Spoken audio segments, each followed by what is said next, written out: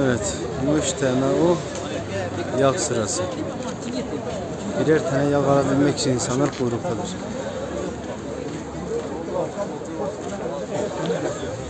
Bunun gidişi. Seni çok sana haberde izlesin. Bir de sıraya gelmiş.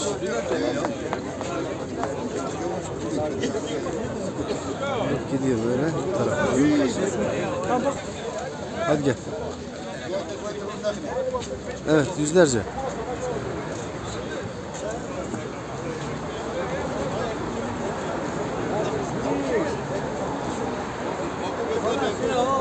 Evet. Evet, sıra bu taraftan ileri doğru gidiyor. İnsanlar halen akın akın geliyor. Sabah saat kaç? Saat 9. İnsanları kuyrukta bekletmeyin.